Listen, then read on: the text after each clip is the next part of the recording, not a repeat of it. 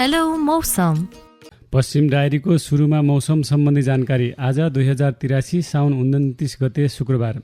नेपालगञ्ज आसपासको क्षेत्रमा गैरातीदेखि पानी परेको छ। आज नेपालगञ्जको न्यूनतम तापक्रम 27 डिग्री सेल्सियस र अधिकतम तापक्रम 33 डिग्री सेल्सियस रहने मौसम पूर्वानुमान महाशाखाले जनाएको छ। गैराती देशका केही ठाउँमा मुसलधारे पानी परेको छ। गएको 12 घण्टामा स्याङ्जा, लमजुङ, कास्की र सिन्धुपाल्चोकमा निकै ठुलो पानी परेको मौसम पूर्वानुमान महाशाखाले जनाएको छ।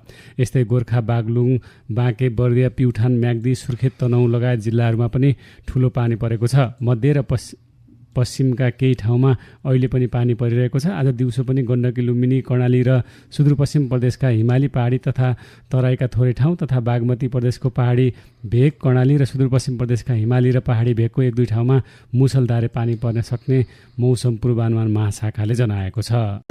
मौसम जानकारी लिने बानीले रक्षा गर्छ सानो सावधानीले। हेलो मौसम।